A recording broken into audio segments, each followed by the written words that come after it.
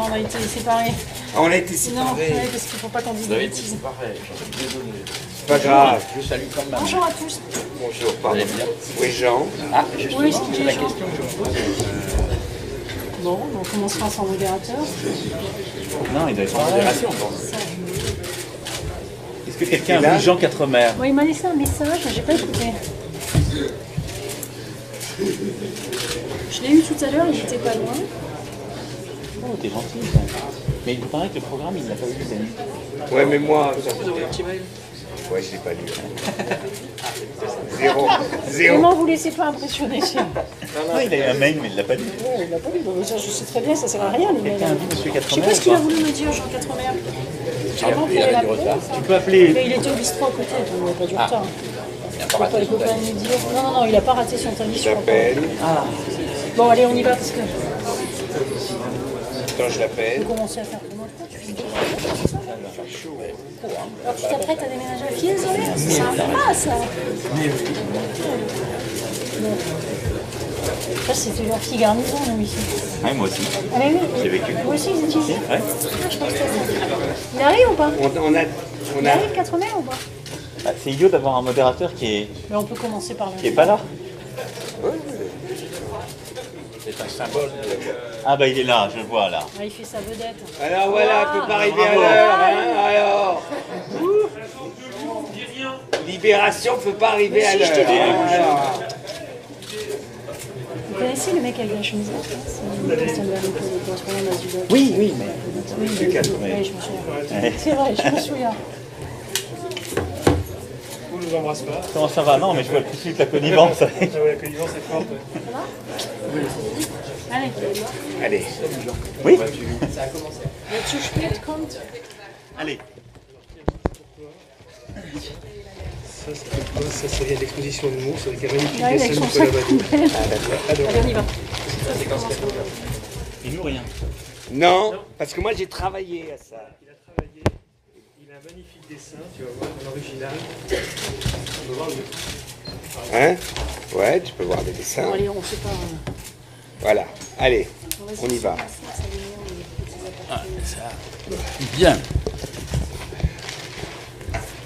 Monsieur le ministre, Madame la députée, Monsieur le député, j'espère qu'on m'entend un peu. Je suis ravi de pouvoir vous accueillir aujourd'hui à Sciences Po. Vous savez que ce n'est pas la période la plus active de l'année dans une institution universitaire, puisque même les examens sont terminés.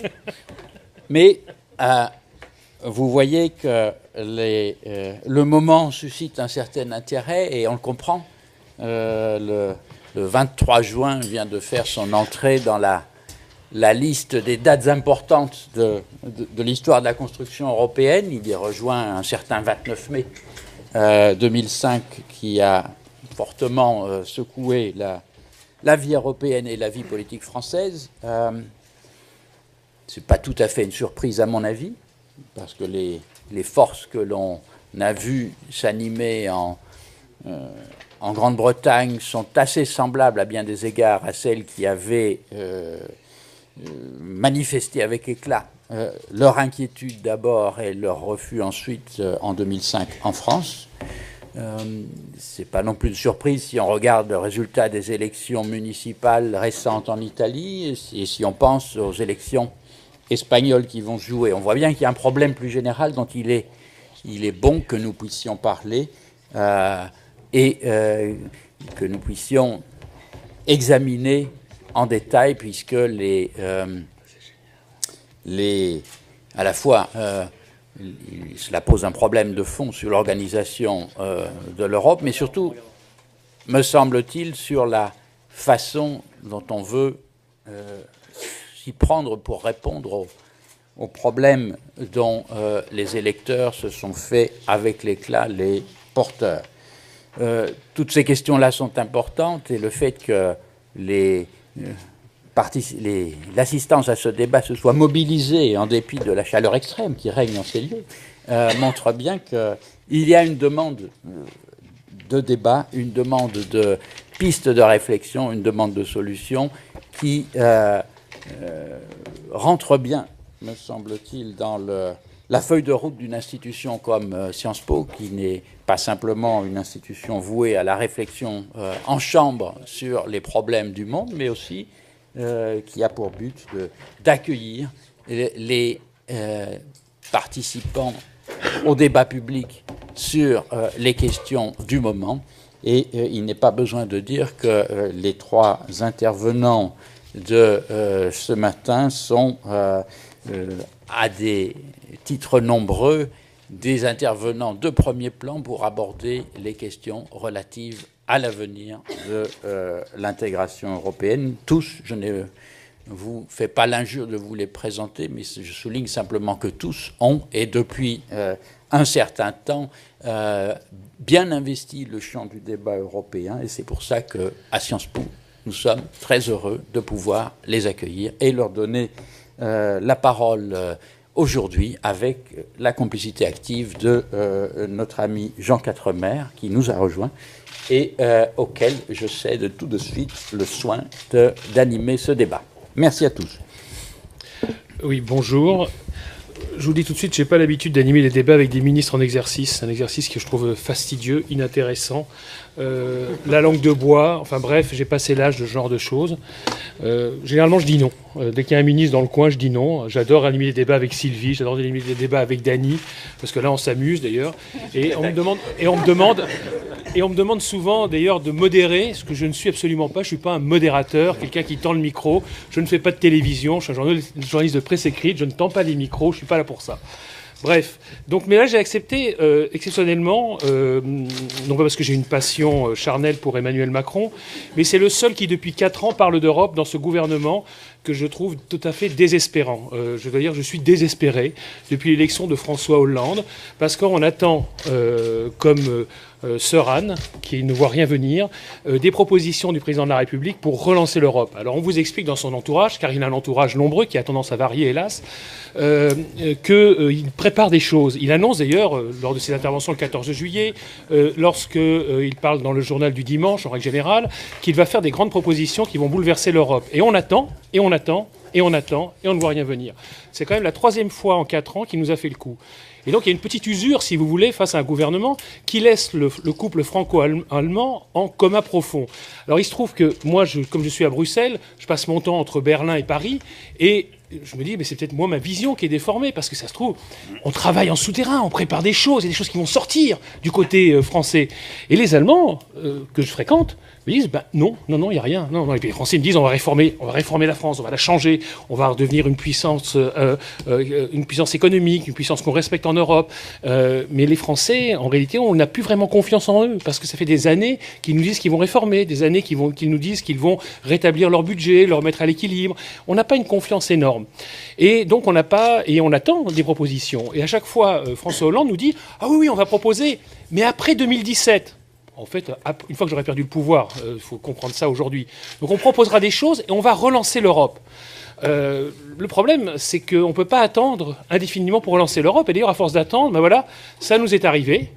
J'ai la Financial Times, là, j'ai pris un bonheur. Je prends un bonheur en ce moment. Tu lis un truc en anglais, ça, oui. C'est un événement. Oui, zut, Pardon. Applaudissez Jean Quatremer.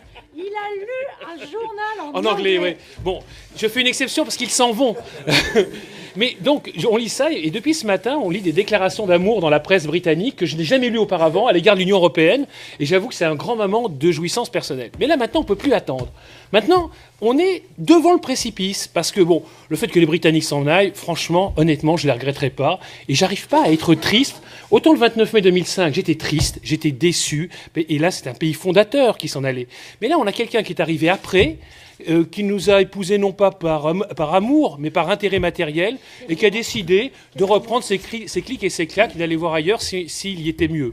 Moi, personnellement, ça m'est égal. Mais le problème, c'est que ça risque d'avoir un effet domino. Et donc, il est nécessaire que nos gouvernements, nos élites, se réemparent du sujet européen, qu'on ait des gens qui en parlent. Alors Emmanuel Macron, justement, est l'un des seuls, pour l'instant, que j'ai pu lire ici à droite, qui propose des choses. Je ne suis pas forcément d'accord, mais en tout cas, il propose des choses. Et c'est pour ça que j'ai accepté donc d'animer ce débat. Alors je voudrais vous donner tout de suite la parole, parce que on a soif de vous entendre. Qu'est-ce que vous allez nous proposer? Du calme, hein. Ça va. Est-ce que François Hollande vous a confié ce qu'il allait faire mardi et mercredi? Est-ce qu'on allait avoir un couple franco-allemand revigoré qui allait relancer l'Europe? Est-ce que vous avez de l'info, monsieur le ministre? Bonjour à toutes et tous. Je vais pas vous donner des informations sur ce que le président va dire le mardi et mercredi. C'est très bien d'ailleurs que ça ne marche pas comme ça. Et au fond, peut-être faut-il 2 secondes, et c'est l'objet de ce débat, poser le ballon, comme diraient des amateurs de football, et essayer de comprendre où on est et pourquoi on en est là. Parce que je partage beaucoup de ce que vient de rappeler Jean Quatremer sur la situation. Ça peut avoir un effet domino, parce qu'on a au fond beaucoup attendu, beaucoup regardé les Britanniques et d'autres, c'est-à-dire parfois ceux qui doutaient le plus de l'Europe, avant de proposer. Mais il faut peut-être se demander exactement où on en est et qu'est-ce que tout ça veut dire. Et peut-être reprendre le débat dans ce sens-là, parce que ce qu'on n'a pas réussi à faire ces dernières années, et au fond depuis 10 ans, parce que moi je considère qu'il y a une décennie perdue, depuis le non français et néerlandais jusqu'à aujourd'hui, il y a une décennie où il y a eu de la tétanie dans beaucoup d'États membres, on n'a rien reproposé d'autre, et on a géré les crises. D'ailleurs, de manière plus ou moins honorable sur le plan technique, ça s'est au mieux passé, il y a eu des avancées, mais sans jamais reprojeter les opinions publiques vers un projet commun, vers un projet politique, et donc on a fait de la gestion technique.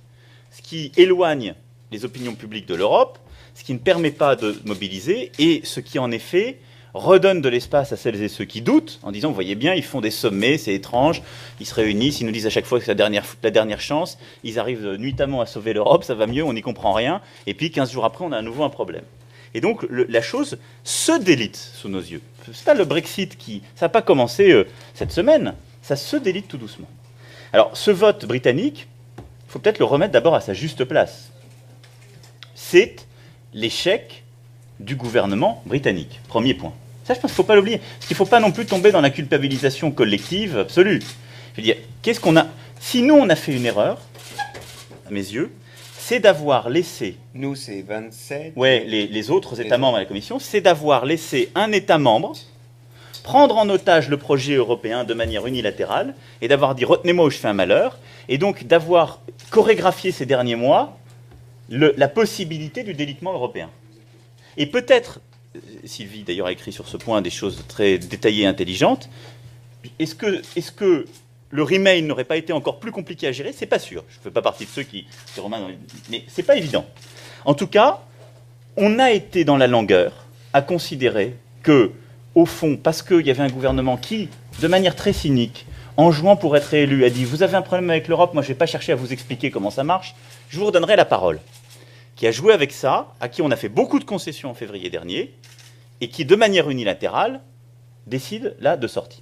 Je dis ça, c'est pas innocent, parce que même si c'est une association souverainement acceptée, l'Union européenne, il y a quand même des règles pour en sortir, il y a un processus, il y a une norme, et donc là, on a accepté quelque chose d'un peu différent, d'un peu décalé, et avec beaucoup de peurs sur lesquelles on a joué.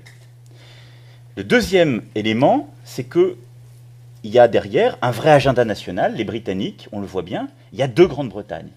Il y a une Grande-Bretagne qui est heureuse dans la mondialisation et l'Europe. Elle a voté pour le Remain, c'est Londres, puis et l'Écosse. Et il y a une Grande-Bretagne qui... Et l'Irlande du Nord. Et l'Irlande du Nord, tu as raison. Et il y a une Grande-Bretagne qui a peur de la mondialisation, qui ne s'y retrouve pas, qui voit une forme de déclassement, qui a la même relation à l'Europe. Et elle a voté massivement non.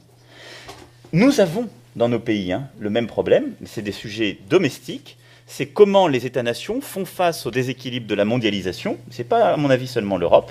Et on voit bien que quand on n'arrive pas à rassembler, à réunir, au fond, ces différentes composantes d'un pays, et donc à avoir un discours de sens, c'est ça de la vraie politique.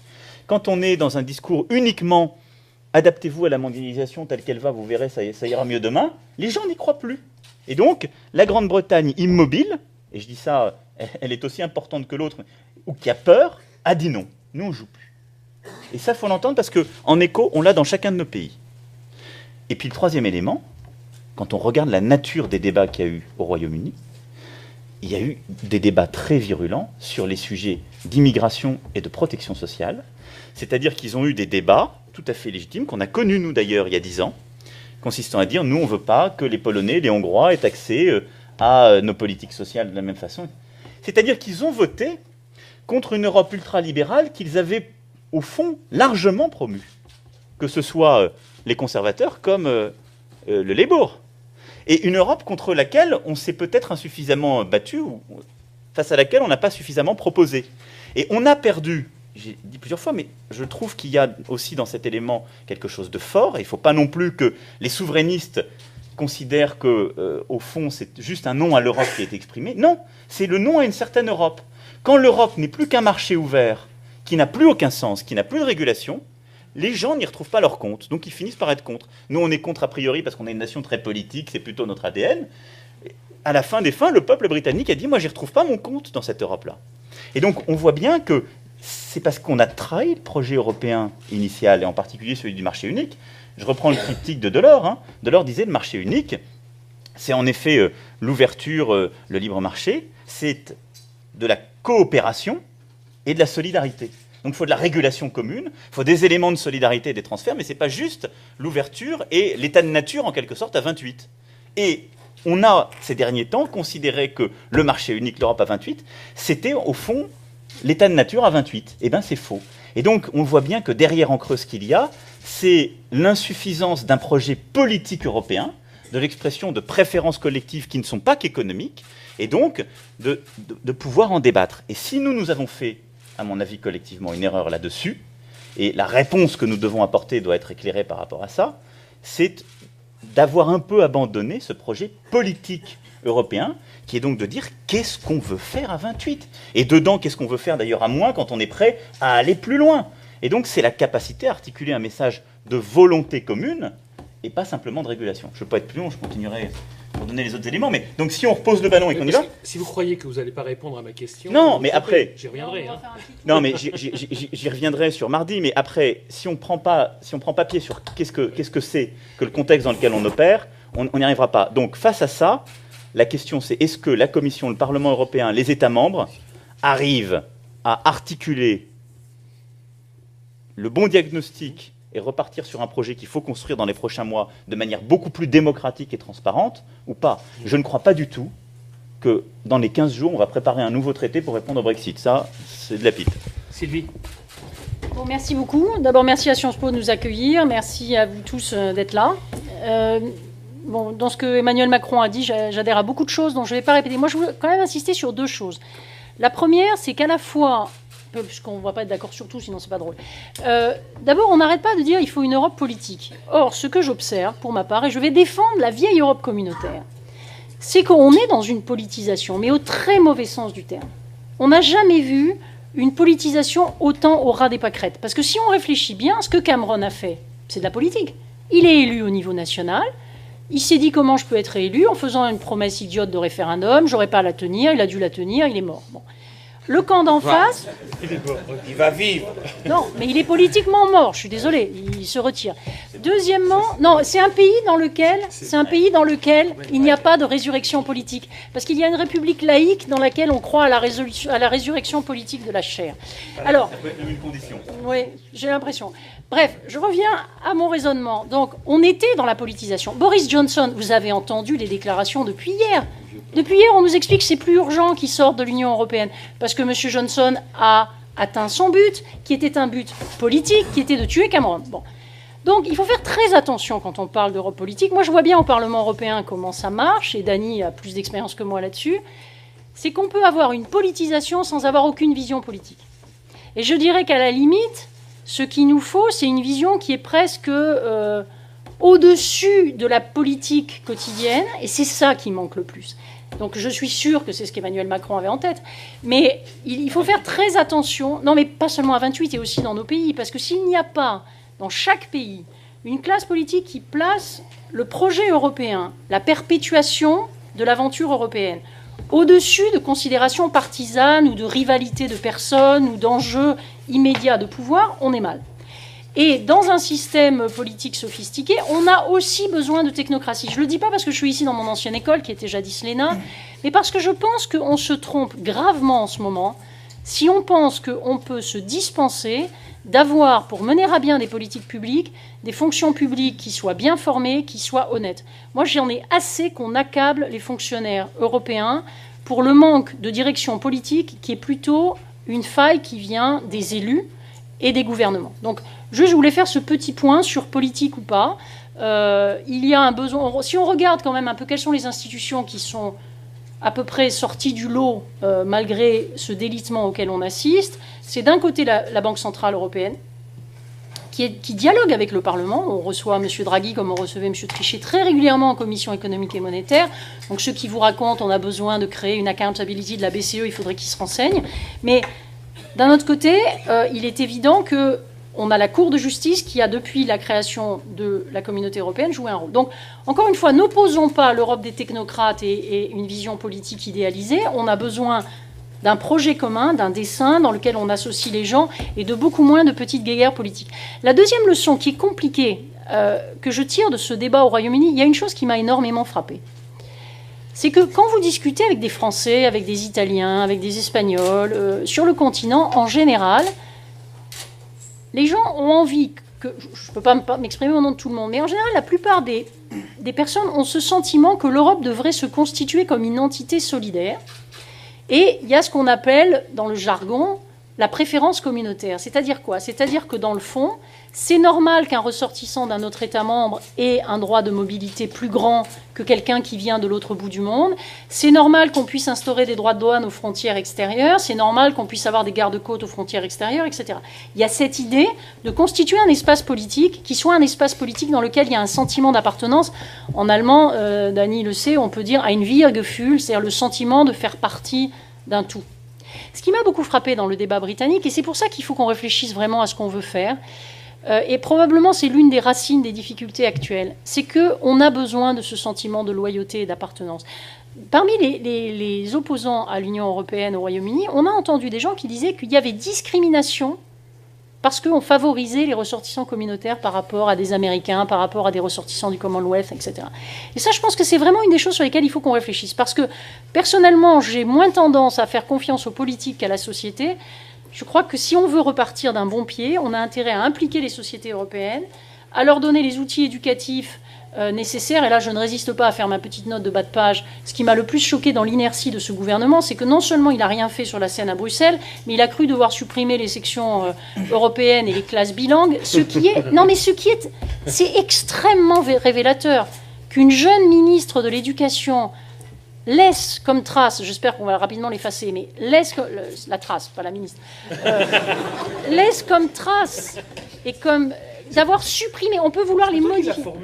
Elle était ma vice-présidente au mouvement européen, je lui en suis reconnaissante parce qu'à l'époque elle était venue me rejoindre, mais je ne dis pas ça sur des considérations de personnes, je dis simplement que comment pouvons-nous tous les matins dire que l'avenir est dans le franco-allemand et détruire les outils qui permettent aux Français et aux Allemands de mieux se comprendre. Donc, encore une fois, il y a des tas de choses à faire au niveau institutionnel, suprapolitique et tout ce qu'on voudra. Si nous n'avons pas à bord les citoyens, si nous ne leur donnons pas les outils de compréhension du monde, d'expression dans d'autres langues, etc., de toute façon, tout ce qu'on pourra raconter dans des communiqués de la chancellerie et de l'Élysée, c'est du pipeau. Dany. Alors, avec l'esprit des Saliers, je suis d'accord avec le début, enfin l'explication d'Emmanuel et de Sylvie, et je voudrais continuer sur, le projet européen, c'est quoi? Parce que un des grands problèmes du débat sur le Brexit a été, en fin de compte, qu'on a très peu parlé de l'Europe, et ça, c'est la situation spéciale de l'Angleterre, qui, en fait, a toujours dit toute votre Europe politique, ça ne nous intéresse pas, c'était Labour, c'était les conservateurs, nous on veut ce marché, et puis le reste, vous faites ce que vous voulez. Ce qui est intéressant d'abord sur la Grande-Bretagne, et j'avoue que moi j'ai une position, moi je dis il faut respecter ce vote. Mais respecter ce vote, c'est le prendre au sérieux. Et c'est pas dire, ouais, mais on va arranger ça, on va faire des petites... on va, maintenant, le gouvernement allemand va s'arranger avec le gouvernement anglais, on va faire qu'ils sont dehors, mais on va tout faire comme ils sont dedans quand même, vous savez. Voilà, comme on sait faire, les diplomates. Emmanuel, tu sais ça mieux que moi. Hein. Eh bien, je crois que c'est pas comme ça la solution. Moi, je veux... Enfin, j'étais, donc, dans la nuit, j'étais pas désespéré, mais j'étais vraiment triste. Je me dis, on en prend un coup, hein, comme en 2005. Comme en 2005. On en prend un coup. Ouais, pas toi. Ton article était très bon. Mais bon, on en prend un coup parce qu'on sent ce que ça peut donner. Et puis, je suis passé en 2 jours en mode offensif. J'ai dit, d'accord, ok, on a compris la leçon. Donc, moi, je veux que l'Angleterre, le gouvernement anglais, Boris Johnson, Boris Trump, eh bien, qu'il ait à négocier en même temps, donc, la sortie de la Grande-Bretagne de l'Union européenne et la sortie de l'Écosse de la Grande-Bretagne, pour que ça devienne une petite Bretagne. Et qu'il ait à négocier en même temps la volonté de l'Irlande du Nord d'être attachée à l'air, à l'Irlande. Parce que c'est la conséquence de ce vote. Et alors tout ce monde nous dit, oui, c'est un vote du peuple contre les élites. Alors les Écossais, il y a 68% d'élites en Écosse. Allez tous en Écosse, hein. Ça doit être un pays formidable, hein. Donc, voilà, alors il y a le peuple anglais qui a parlé, et le peuple écossais, non, vous n'allez pas prendre ce peuple au sérieux quand même, hein, ils sont moins. La définition de la qualité d'un peuple, maintenant, c'est la quantité. Bon, d'accord, moi je veux bien. Les Chinois gagnent. Hein, voilà, exactement. Alors si on suit ce qu'ils veulent, ah bon, d'accord, ça c'est un autre problème. Donc, moi je dis qu'aujourd'hui, il faut maintenant que l'Union européenne, et non pas gouvernement par gouvernement, organise cette séparation. Hein, voilà, vous l'avez voulu, et bien maintenant, vous l'aurez. Et donc, c'est un problème compliqué. Il y a 78 000 paragraphes, je ne sais pas combien, 7800. mais on n'a même pas besoin de s'en occuper. Ça, c'est leur problème. C'est pas le Exactement. Voilà, on dit c'est fini. Donc, vous n'avez plus accès au marché européen. Vous n'avez plus de préférences européennes. Donc, vous allez payer la douane, etc. C'est comme ça, c'est la vie, vous l'avez voulu, et vous serez heureux. À partir de là, maintenant, on aura donc la petite Bretagne qui restera dans 2 ans ou 3 ans. Et qu'est-ce qu'on fait, nous? Et là, c'est vrai. Quel est le projet européen? Et je crois que... Alors, je n'aime pas qu'on dise l'histoire de la paix, c'est fini. Parce que je trouve ça, mais d'une bêtise incroyable. C'est comme s'il existait dans l'histoire de l'humanité une situation où la paix était là et elle resterait éternellement. Je veux dire, quand on voit l'histoire, c'est pas tout à fait ça. Donc, le fait que l'Union européenne se soit... disons, l'Union européenne d'aujourd'hui, qui a commencé autrement, je ne veux pas, vous êtes des étudiants, je ne vais pas vous faire l'histoire de l'Europe, eh bien, c'est qu'on a essayé de construire quelque chose pour éviter la guerre, pour sortir de cette histoire européenne qui était le stalinisme et le fascisme, le colonialisme. Ça fait quand même pas mal de choses qu'on avait à régler, qu'on a réussi, pas totalement, mais à pacifier. Et ça, il faut le maintenir. Donc, c'est le socle à maintenir pour continuer à faire évoluer le projet européen. Et le projet européen, aujourd'hui, il se trouve défini par la position que prennent les 27, les 28, les 17, si c'est la zone euro, on pourra en parler, face à la mondialisation. Et c'est Pascal Lamy qui l'explique le mieux. Voilà. Est-ce qu'on veut naviguer seul face à la mondialisation? La petite Bretagne vient de le décider. Ou est-ce qu'on veut, on a le sentiment qu'on doit naviguer ensemble face à la mondialisation, face aux défis qu'on a, c'est-à-dire le dérèglement climatique. Et pour cela, il faut aussi qu'on ait un projet, non seulement d'un marché, mais un projet social. Qu'est-ce que c'est que la protection sociale? Et donc de développer, et le débat qui vient maintenant et qu'on ne peut plus éviter. Nos États-nations ont, en 2 siècles, développé cette idée de la souveraineté nationale. Puis on a mis longtemps à faire de ces républiques une démocratie. Parce que moi, j'en ai marre un peu, on dit l'Europe n'est pas démocratique, alors que l'État-nation est démocratique. Quand les Allemands me racontent ça, je dis, vous savez, si vous regardez un peu dans votre histoire, vous n'êtes pas génétiquement démocrate. Hein. Il y a eu des moments difficiles dans votre histoire. Hein, et on peut faire la même chose avec les Français. Hein, je veux dire, les Français, on est démocratique, c'est une grande république, 1789. Ouais, d'accord, nous, Français, on est un peu fainéants, donc on a mis 160 ans à donner le droit de vote aux femmes. Mais ça, c'est un petit problème. Ne trouvez pas, nous sommes vraiment des républicains démocrates à partir de 45. Donc, pour moi, je dis la construction démocratique de la souveraineté européenne. Parce que qui veut aujourd'hui exister dans la mondialisation doit définir la souveraineté européenne. Donc le passage, alors, il y a la souveraineté partagée. Pour finir mon introduction, on passe de la souveraineté nationale à une souveraineté partagée. Et la prochaine étape, je vous l'annonce, ça sera la souveraineté européenne qui sera la République fédérale européenne. C'est, pour moi, le sens que je veux donner à l'histoire. Alors, je sais que je ne suis pas tout à fait majoritaire encore avec cette position, mais je veux qu'on pose les jalons d'une histoire, d'un récit qu'on veut raconter et qu'on pose les jalons de comment l'on croit qu'on peut y arriver. Et si on a ce récit, les Anglais sont formidablement, the narrative.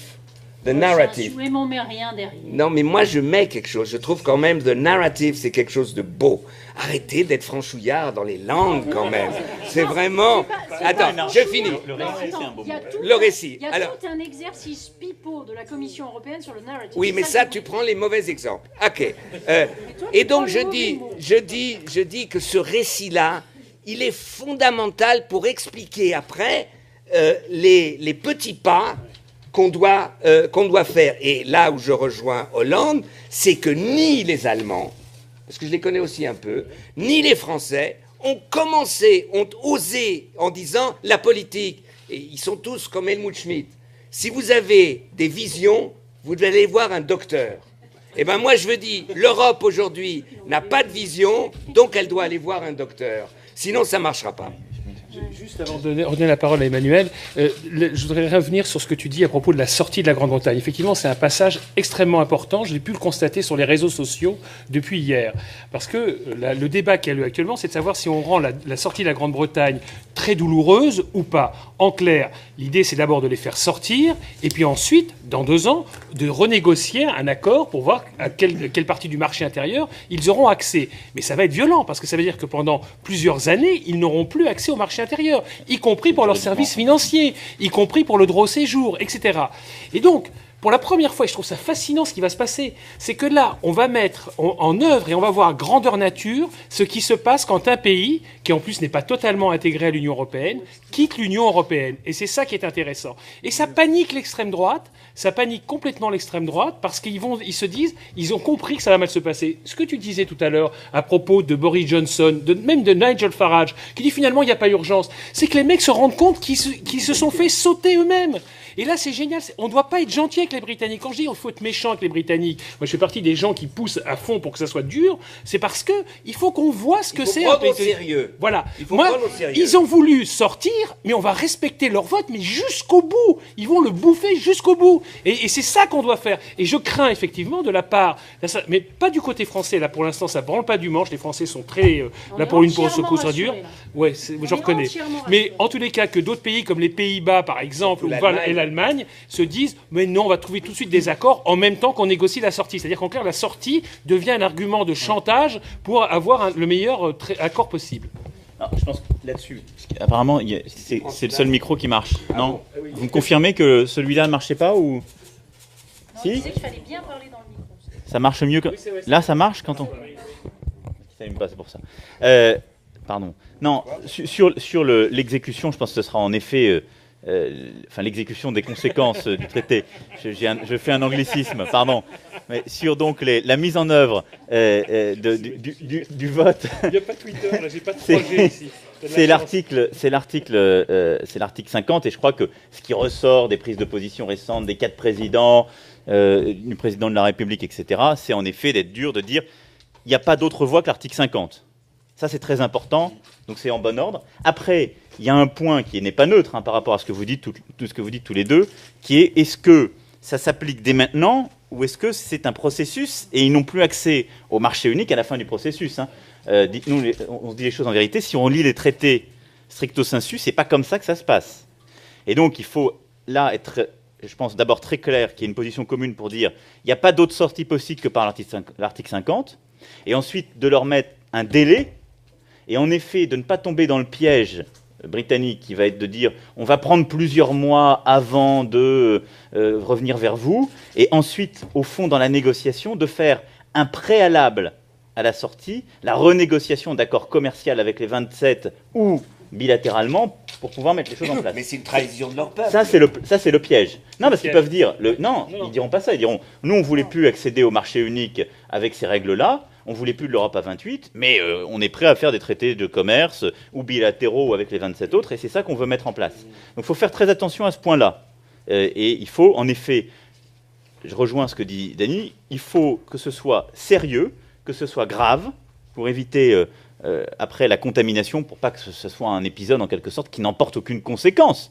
Parce que sinon, d'autres se trouveront des vocations pour être non coopératifs. Et puis on le voit bien, celles et ceux qui veulent donner leur propre interprétation de ce qui vient de se passer nous diront, bah voyez, ça se passe très bien en fait, on vit très bien hors de l'Europe, ça n'emporte aucune conséquence. Néanmoins, je me garderai de la pulsion belliqueuse qu'on peut parfois trouver dans les réseaux sociaux et qu'on aura dans une partie de notre opinion publique qui va consister à dire maintenant il faut les massacrer.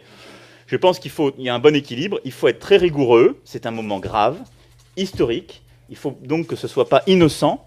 Maintenant, en même temps qu'on est très sérieux, très rigoureux là-dessus, il faut revenir au cœur du projet. Et je souscris totalement à ce qu'a dit Dany, mais en voulant en tirer toutes les conséquences. Je pense que le sujet qui est posé, c'est celui de la souveraineté européenne. Et quand je parlais, moi, d'Europe politique, ce n'était pas la politique contre les bureaucrates ou l'élite contre... Je parlais d'une Europe politique au sens plein, c'est-à-dire quel est le projet politique. Or, nous avons perdu les termes de la souveraineté en Europe. Parce qu'on les avait déjà. Il y avait les prémices des termes de la souveraineté. Et ce qu'on voit se jouer depuis des années, et au fond, de manière très forte, depuis la crise, et je mets presque... D'ailleurs, ça dépasse largement le cas britannique. C'est une Europe qui est obsédée par ses différences internes, qui est obsédée par les ajustements au sein de son propre espace, et qui ne sait plus pourquoi elle s'est constituée comme un ensemble commun. Et donc, c'est une Europe qui a perdu son ambition vis-à-vis du reste du monde. Or, le projet européen, il a du sens pour qu'on soit plus fort par rapport aux Chinois, par rapport aux Américains. Mais on ne pense plus à ça, on ne le vit plus de cette façon.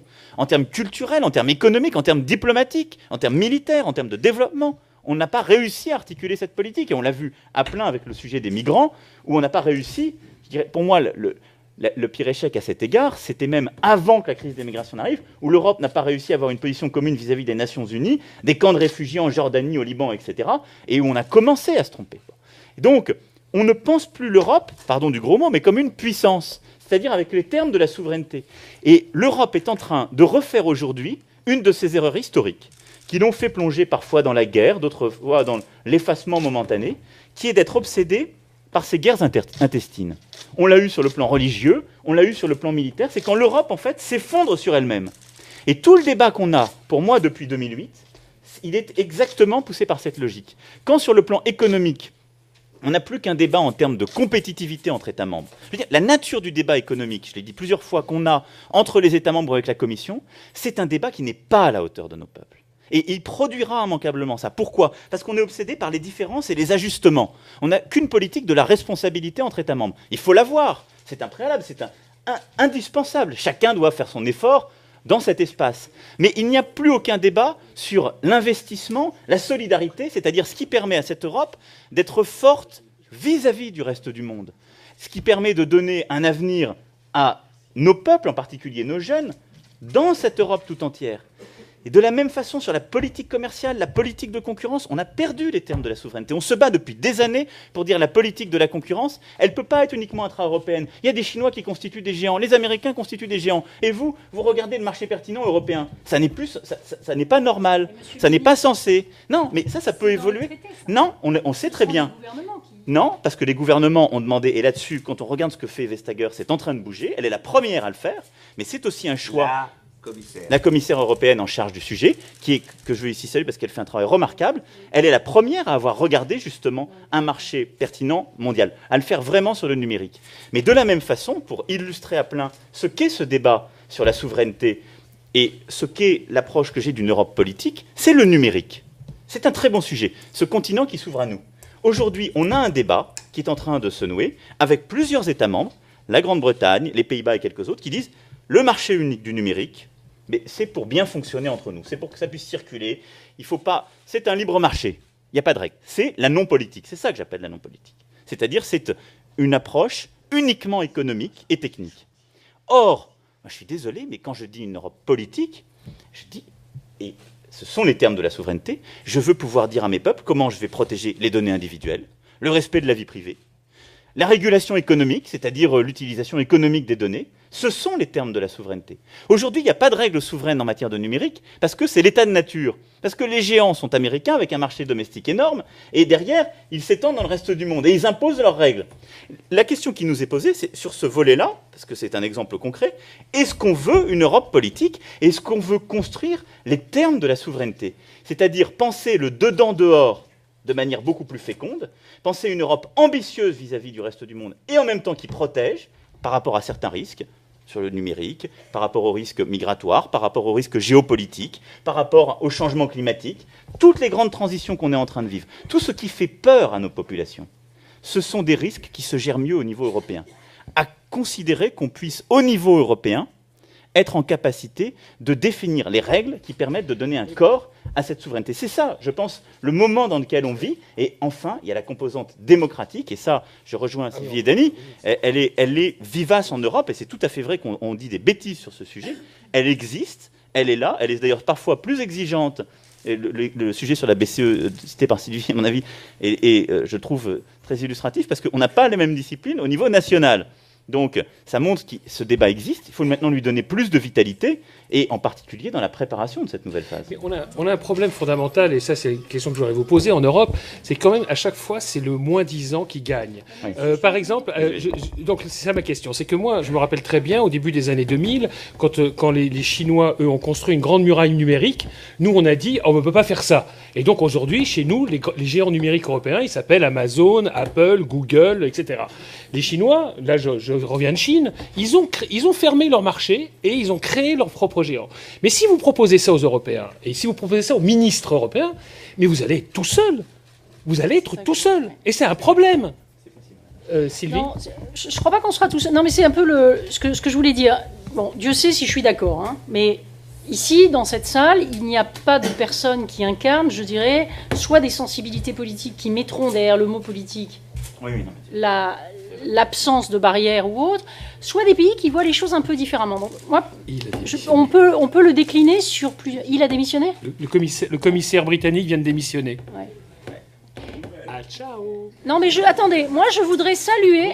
Attendez, non, non, je tiens à saluer ici la qualité du travail de Jonathan Hill et le fait que je trouve très bien qu'il ait pris cette décision de sa propre initiative et qu'on lui ait permis de faire les choses dignement. Parce que je crois qu'il ne faut pas oublier qu'il y a 48% des Britanniques qui voulaient rester dans l'Union européenne. Et c'est pour ça que je voudrais revenir sur le premier point. Je ne partage pas tout à fait le ton de Jean Quatremer. Je pense qu'il faut être, comme l'a dit Emmanuel Macron, extrêmement ferme dans l'application des traités, extrêmement sérieux dans le respect de la volonté du peuple britannique, mais n'être animé d'aucune animosité. Franchement, non. C'est les gens des réseaux sociaux dont tu te faisais peut-être le porte-parole. En tout cas, peu importe. Mais non, mais il faut faire très attention. Nous sommes en ce moment, observés, ne serait-ce que parce que c'est une preuve d'esprit européen aussi. On n'a pas fait l'Europe pour se venger les uns sur les autres. Moi, je n'ai absolument pas envie de me venger. Si jamais un jour, on était nous, ça n'arrivera pas parce qu'on va se battre. Mais si on était nous, traînés dans la boue par des individus du niveau de Nigel Farage, et on en a une notamment dans notre pays, et que nous nous retrouvions dans cette position-là, moi j'espère que les autres serait vis-à-vis de nous un tant soit peu, je dirais, coopératif, tout en étant très rigoureux dans l'application des règles. Donc ça, c'était la première remarque que je voulais faire. Et là-dessus, il y aura des différences de sensibilité entre nos pays. Moi, je dis jamais aux gens, il n'y a qu'à dire, voilà, nous, on va défendre. D'abord parce que la France, franchement, on l'a vu, y compris dans les derniers mois, dans la négociation de l'accord qui aurait servi de base s'ils avaient voté pour rester, la France ne s'est pas illustrée par la moindre étincelle de résistance ou de créativité. Donc, voilà, je crois qu'il y a beaucoup de manières de voir ce genre de choses. On est dans une situation très instable. Et c'est pour ça que, d'ailleurs, le principal ingrédient de la construction européenne, c'est le travail. C'est le travail. Ce qui est beaucoup plus utile que de faire des grandes déclarations, c'est d'aller voir les gens et de faire un travail d'influence. Donc, premier message, je souhaite que mon pays vraiment s'engage plus. Je pense que la France a un rôle très particulier à jouer, notamment pour des raisons historiques et pour sa place entre le Nord et le Sud, et par son côté à la fois latin et moins latin que certains pays du Sud. Mais il ne faut pas minimiser ce qui est devant nous. Et pour rebondir sur ce qui a été dit, je crois qu'il faut être très franc. Moi, je l'ai toujours assumé. On passe pour des cinglés, mais je vous dis à tous, rentrez chez vous, allez dans vos dîners de famille et soyez aussi cinglés que nous. Il faut assumer quel est le projet et l'objectif, comme l'a dit Dany. On peut l'appeler République fédérale européenne ou autrement, je m'en fiche. Mais il n'y aura pas... Et hier, j'ai fait un débat avec Sapir et j'étais très contente de lui avoir fait Lequel ? dire... Pas le bon, pas André Sapir, Ouais. que j'aime beaucoup, Le Jacques fou, là. Sapir, oui. On étions à la télévision Celui ensemble. qui veut réaliser ce qui est Non, objectivement mais surtout, attendez. juste, l'alliance entre Marine Le Pen et Mélenchon. Mais c'est même pas ça. À la limite, ici, on parle du fond. On n'est Avec pas dans... Poutine comme parrain. Ouais. Voilà. Mais non, mais ce qui était très intéressant, c'est qu'il y a une escroquerie dans le camp souverainiste. Et chez beaucoup de modérés, qui consiste à faire croire depuis des années, et c'est pour ça qu'on est dans la mouise, qu'on va pouvoir avoir tous les avantages d'être unis, que face aux Chinois, on sera un bloc, que face aux Américains, on sera un bloc. Mais alors quand même, c'est nous qui allons continuer à décider. Ça sera de toute façon à la française. Dans les postes importants, il faudra qu'il y ait des Français, parce qu'on ne va quand même pas filer les clés de notre diplomatie. Or, la question qui nous est posée aujourd'hui, c'est celle-là. C'est est-ce que vous mettez votre nationalisme dans votre poche et est-ce qu'on arrive à faire un système dans lequel on a suffisamment confiance dans la compétence pour avoir un Mario Draghi, président de la Banque Centrale Européenne, qui parle au nom de tous les gens de la zone euro. En Allemagne, j'aime bien quand il y a le débat démocratique normal qui consiste à critiquer éventuellement des décisions. J'aime beaucoup moins quand c'est une histoire de passeport et qu'on reproche en gros à Mario Draghi essentiellement d'être italien, etc. Et ça, on voit ces pulsions qui reviennent. Et ne nous faisons pas d'illusions, la bataille sera extrêmement dure. Et il faut, encore une fois, systématiquement démonter l'escroquerie qui est celle des soi-disant pro-européens de ce pays, qui sont des souverainistes light, et qui, devant la dernière étape, qui est l'étape du transfert plein et entier de souveraineté, celui où on décide à la majorité, celui où on ne gagne pas à tous les coups. Et on ne gagnera pas à tous les coups sur la mondialisation et sur notre position par rapport au monde. Si vous prenez ne serait-ce que les pays fondateurs, je suis absolument persuadée qu'une partie des pays fondateurs ne nous suivrait pas complètement, que ce soit l'Allemagne, que ce soit les Pays-Bas. Et certains de ces pays ont aussi des performances économiques, ont gagné... Par exemple, si vous prenez les pays nordiques, là, qui ne sont pas fondateurs, moi je suis très fascinée par le fait qu'ils sont extrêmement attachés à un modèle social, mais extrêmement ouvert, et que dès qu'on parle de quelques politiques dirigistes que ce soit, ils nous regardent, ils font c'est l'état de l'industrie française qui vous permet de parler. Donc voilà. Donc il faut faire attention là-dessus. Je suis désolée, je ne veux pas du tout mettre une note qui ternit l'enthousiasme trop rare et qu'on a aujourd'hui dans cette salle, mais c'est pour dire on ne fera pas l'Europe tout seul. L'Europe ne se fera pas uniquement à la française. Et si vous voulez que je dirais l'injection d'idées françaises qui sont tout à fait légitimes soit supérieure, apprenez les langues étrangères et bougez-vous. Moi, je voudrais, dans la définition de ce qu'est la souveraineté, il faut y mettre plusieurs choses. Donc, on a vu ce qu'Emmanuel a dit, comment Sylvie le développe.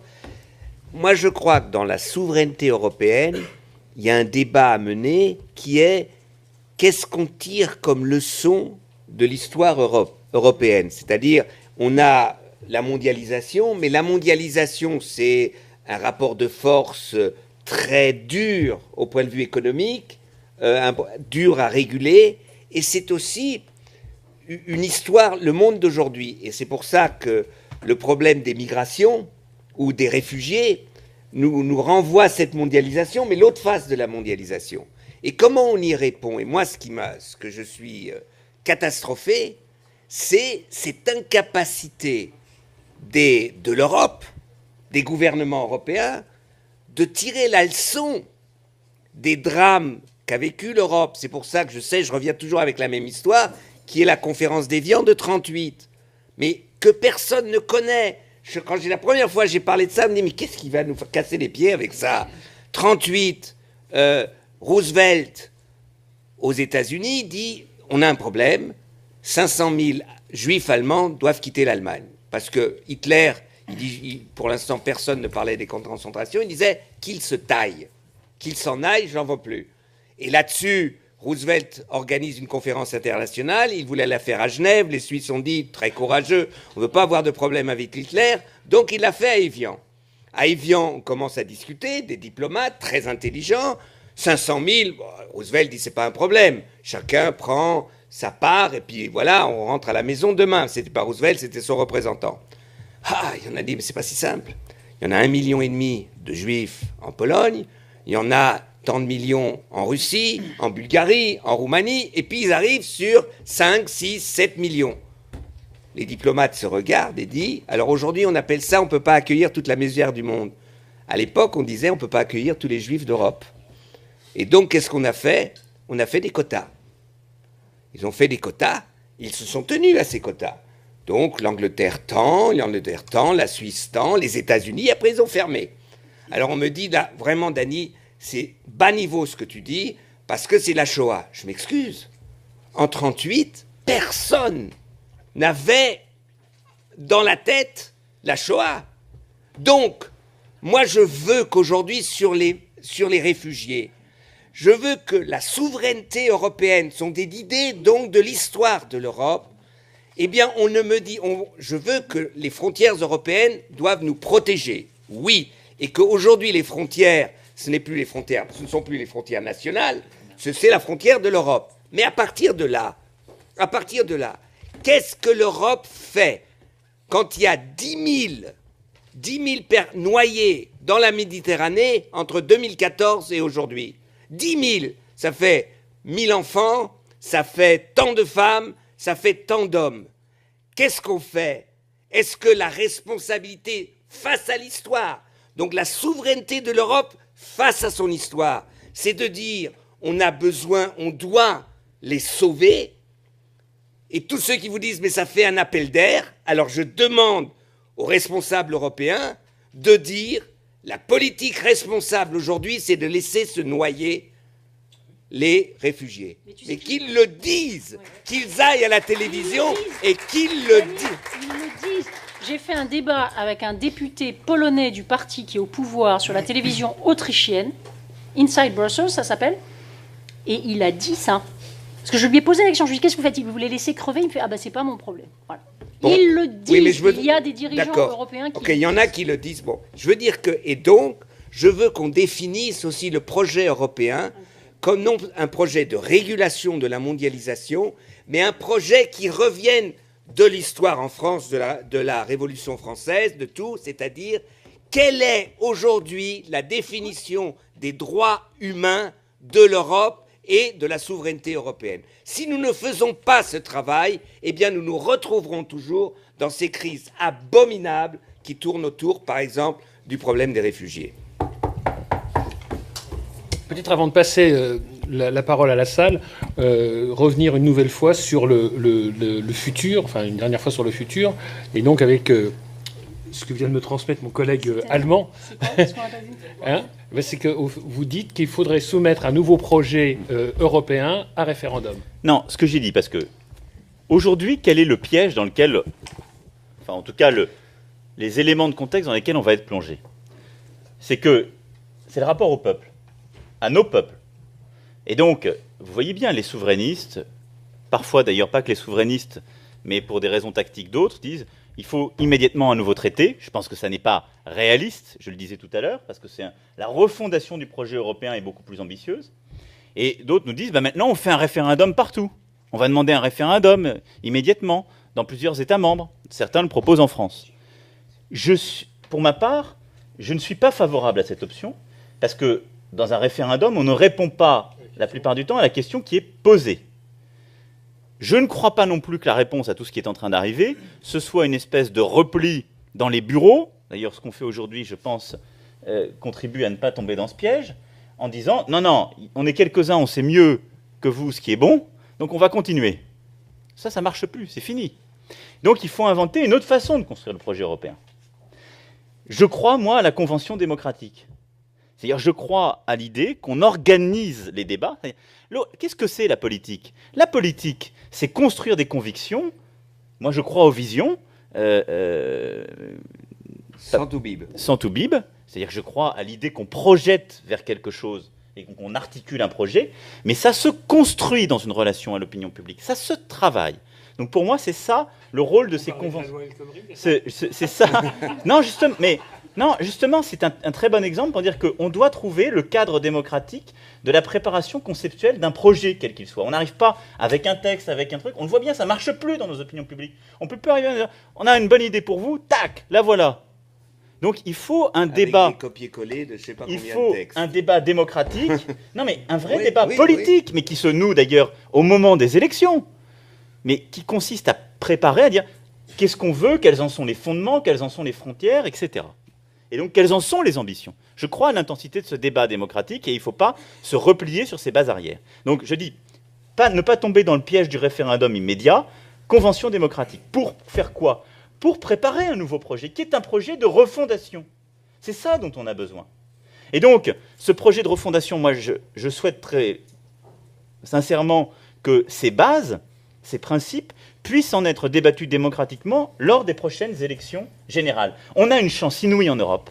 On va avoir, entre le printemps 2017 et le printemps 2018, les élections présidentielles et générales en France, en Allemagne, en Italie. Au moins. Il doit y avoir un vrai débat sur ce projet européen et sur les éléments de souveraineté européenne que tu as évoqués et qu'on a échangés. Et c'est consubstantiel à ce débat. Est-ce que je peux aller ensuite, un peu plus loin? Et juste pour finir par rapport à ce qu'il disait, je pense qu'une fois que le projet sera prêt, il faut qu'il soit soumis à une forme d'onction populaire. C'est-à-dire, s'il arrive et qu'il est fini sur des termes non négociés, moi je suis tout à fait pour, une fois que ce travail avec l'opinion soit fait, qu'il soit soumis à référendum. Il peut faire partie sinon d'un engagement présidentiel, mais on ne doit pas le faire à l'abri des peuples. Non, mais le problème, c'est à quel niveau on fait valider quoi que ce soit où on travaille. Parce que moi, ce qui me gênerait vraiment beaucoup, sincèrement, c'est qu'on ait un débat français, même avec la qualité améliorée par un dialogue, et puis un débat allemand, puis un débat... Parce qu'après, à un moment donné, on va se faire de l'intergouvernemental bien gentil. Ce qui serait intéressant, c'est qu'on se pose la question de savoir comment on peut faire émerger un débat qui implique tous les Européens concernés, y compris ceux peut-être qui parlent malheur du calendrier électoral, parce que moi j'ai du respect pour les Belges ou les Espagnols, même s'ils ne sont pas au milieu, il faut quand même qu'on tienne compte de leur avis. Et puis surtout qu'on se pose la question, on l'avait fait avec Monti dans notre livre sur la démocratie, de comment on adopte à la fin. Parce que l'erreur qu'on a faite à la Convention, la précédente, qui avait fait le traité constitutionnel, c'est que sincèrement, on ne s'était pas demandé quel était le produit fini. Donc il faut tirer des leçons du passé. Et voilà, moi ce que je voudrais vraiment, c'est éviter toute discussion qui soit tellement dans le cadre des élections nationales qu'on perde la dimension européenne et qu'on gère un projet français pour l'Europe contre un projet allemand pour l'Europe. Ça serait pas un moi, problème. je crois que ce qui manque, le chaînon, c'est facile. On a dans 2 ans et demi des élections européennes. On n'arrive pas jusqu'à présent à faire des élections européennes un débat sur l'Europe. Un débat sur l'Europe, on a 27, 28, ça dépend, élections au moment d'une élection européenne qui sont des élections nationales. Alors, et moi donc, et c'est une proposition que depuis longtemps on discute, que le Parlement européen vient aujourd'hui majoritairement d'adopter, et que, ça c'est un petit coup d'œil à Emmanuel, si tu peux en passer un mot à François Hollande, ça peut aller très vite. C'est de dire, on fait exactement cela, on lance ce débat sur l'Europe, aux élections françaises, italiennes, etc., et on dit, les prochaines élections européennes changeront un peu de nature, car nous aurons les 200, les élections au niveau national, et puis on a un bol incroyable. On vient de libérer 70 places, puisque les Britanniques... 73. On vient de libérer 73 places de députés. Hein? Thank you, Brexit. Alors on dit, ces 73 places, eh bien, ce seront occupées par des députés élus sur des listes trans-européennes. C'est-à-dire avec des têtes de liste, qui seront la proposition des familles pour la présidence de la Commission. Donc ces listes transnationales, ils seront obligés d'avoir un discours sur le projet européen, puisqu'ils auront des Allemands, des Français, des Grecs, des Espagnols, des Portugais, tout ça, donc des hommes, des femmes. Des femmes. J'aime bien comment il s'est rattrapé. Ok, donc on sera obligé, dans 2 ans et demi, d'avoir un véritable débat sur l'Europe, le projet européen, et les candidats, les têtes de liste, ils disent ce sera mon projet pour la Commission. C'est ce qui serait extraordinaire. Et pour cela, on peut l'avoir. On n'est pas obligé d'attendre les calendes grecques. Si la France et l'Allemagne font au prochain Conseil européen, la proposition d'introduire dans la loi électorale, il faut l'introduire dans justement ces listes trans-européennes, eh bien, vous avez, aux prochaines élections européennes, le premier grand débat européen sur l'avenir de l'Europe. Ça serait quand même quelque chose d'extraordinaire. On peut le faire. Il n'y a aucun problème. Et jusqu'à présent, dans les 20 ans de mon débat, c'était toujours « Ouais, mais c'est difficile, on va rajouter des députés, ça coûte déjà cher. » No problème, on vient de gagner 73 places. Ouais. Non, juste pour... mais court, parce qu'il va falloir qu'on soit démocratique et donner la parole à la salle. Non, je sais que c'est douloureux. Mon point, c'était juste de préciser, d'une part, que mon idée n'était pas d'avoir un débat franco-français sur le sujet, mais d'avoir, d'ici un an, un débat sur les éléments de feuille de route qu'on a pu déjà arrêter. Je pense que l'état de l'art doit être débattu dans les campagnes. On ne peut pas faire comme si ça n'existait pas, et ça met aussi en tension, justement, le Conseil, la Commission, pour avancer sur une feuille de route. Il faudrait un ministre des Affaires européennes, par exemple. Donc, il faudrait avancer dans ce sens. Ensuite, l'idée d'un référendum pour ce projet, c'est surtout pas d'avoir 27 référendums. Et ça va dans le sens de ce que tu dis. Je pense que au fond, l'élément qu'il faut quand même rappeler dans ce qu'on discute sur le Brexit, c'est que ça n'était pas un référendum européen. C'était un référendum décidé par un gouvernement britannique durant sa campagne sur le sujet de l'adhésion à l'Europe. Mais nous n'avons jamais eu le courage d'organiser un vrai référendum européen au sens propre du terme, avec un vrai débat européen. Donc là, en espèce, dans les 27 pays. Mais ce prochain projet, il faut lui donner cette force. Emmanuel, tu achètes les transnationales? Tu Très sais bien. quoi, Dany, On a déjà un cheval de Troie au gouvernement français. On avance. Je suis rapporteur, on a fait... Dany. Bon, on va passer aux questions avec la salle. Donc, vous levez le bras. Voilà, là, il y a un jeune homme, une jeune femme là-bas, un jeune homme là-bas.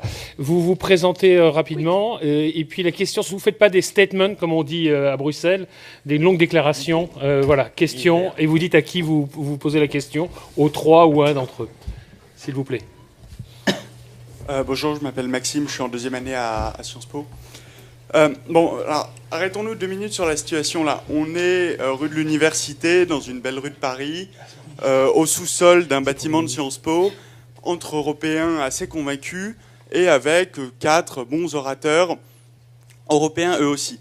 Et donc, ma question est simple, est-ce que vous ne croyez pas quand même que le fait d'inviter personne qui représente le camp du Leave au Royaume-Uni, le fait de discuter entre nous de l'avenir de l'Europe, alors que les Britanniques viennent de voter contre, de dire comme Daniel Cohn-Bendit, même si j'ai beaucoup de respect pour vous, oui, bon, alors on va les faire suer un maximum pour que surtout ensuite personne d'autre ne s'en aille, c'est pas finalement révélateur de ce qui ne marche pas en Europe. C'est pas pour ça que les gens votent contre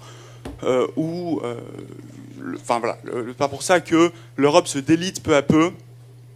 Est-ce que vous ne portez pas, vous, personnellement, une part de responsabilité dans ce qui se passe? Voilà, merci.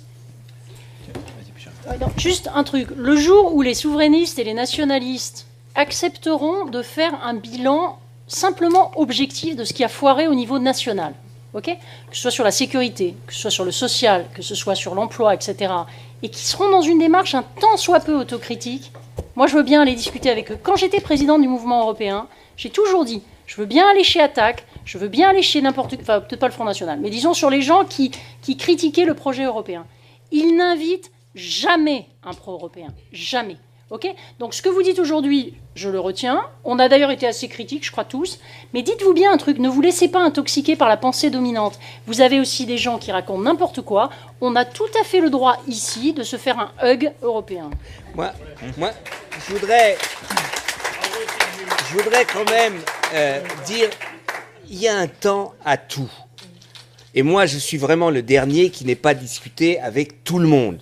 Hein, vraiment, j'ai j'ai évité personne. Mais il y a un moment quand même que j'ai envie... ça, c'est des débats d'affrontement qui m'ont jamais fait apprendre quoi que ce soit. J'ai envie d'avoir un moment de réflexion pour savoir quel est l'espace de politique qui puisse nous faire avancer. Et quand même, tu te rends compte disons qu'on invite Farage ici. Alors Farage, il est là. Pardon. Tout à l'heure. Il est là, et il est là un jour après ce qui vient de se passer, non pas le Brexit. Toute la campagne du Brexit, une grande partie, c'est on va transférer 434 millions d'euros par semaine de notre argent à l'Europe vers le service de santé nationale chaque semaine. Ils avaient des bus, ils avaient des tracts.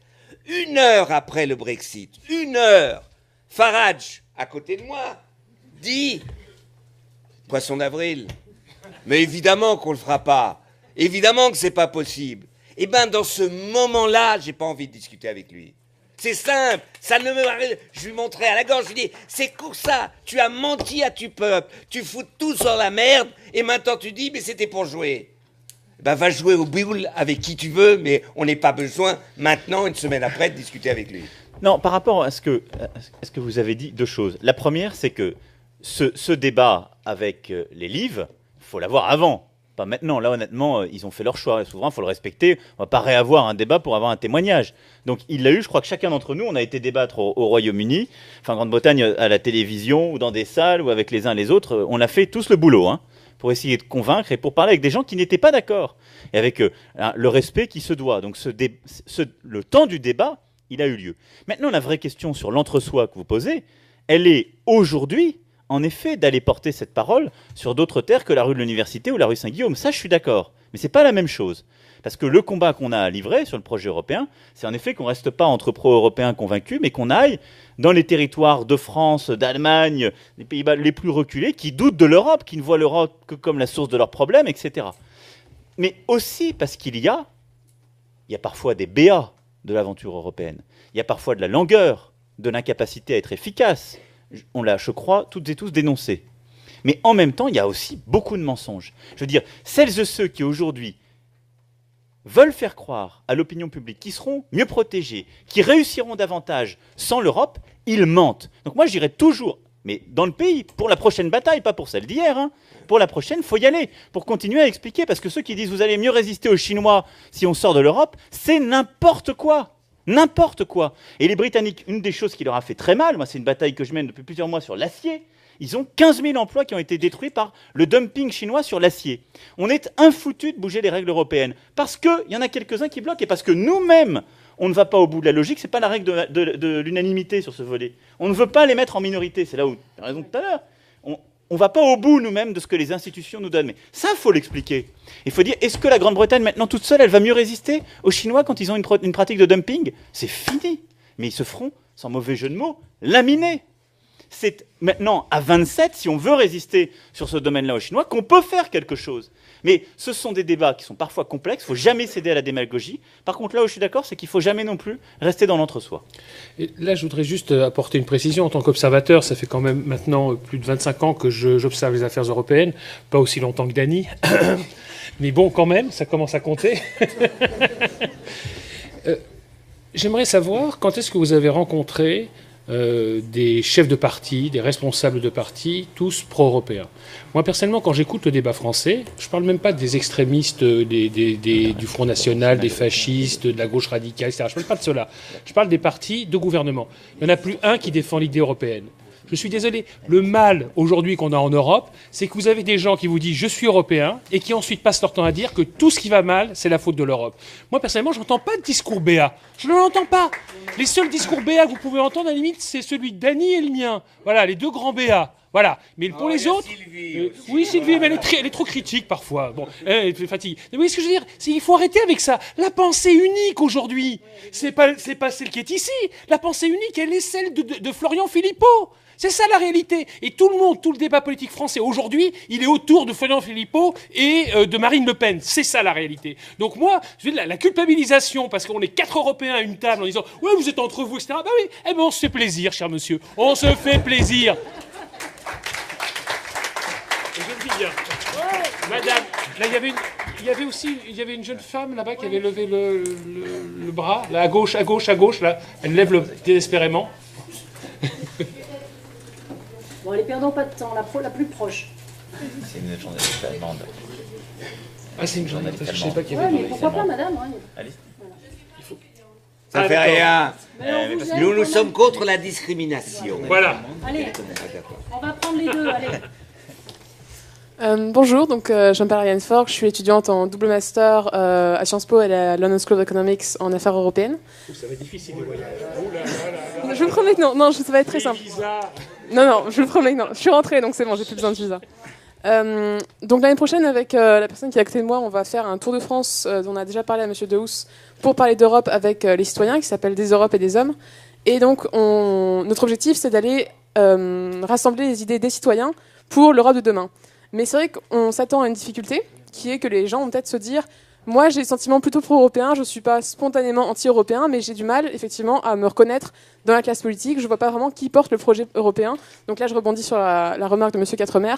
Est-ce que, s'il vous plaît, vu que vous venez de 3 partis différents, vous pourriez communiquer à vos partis respectifs et aux leaders de vos partis respectifs pour qu'ils soient soit totalement pro-européens, soit anti-européens, soit ils amènent des solutions, mais qu'ils arrêtent du coup de rester entre les différentes options selon les élections. Merci. Bravo, bonne question. Emmanuel Macron. Moi, je suis sur ce sujet extrêmement à l'aise, étant responsable d'un mouvement politique né le 6 avril dernier, qui, dans ses valeurs fondatrices, a mis l'Europe de manière claire. Parce que vous avez raison, moi je pense que beaucoup des sujets aujourd'hui qui fondent notre pays, le rapport au travail, à l'innovation, le rapport aux défis climatiques, le rapport justement à la transformation numérique, à ce qu'on appelle l'identité, la société ouverte ou fermée, le rapport à l'Europe, ils clivent les partis existants.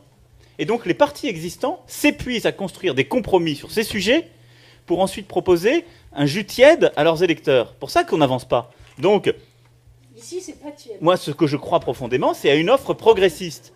Et une offre progressiste, à mes yeux, elle est européenne, pas béate, mais elle définit les termes d'une souveraineté européenne repensée, beaucoup plus démocratique, ambitieuse.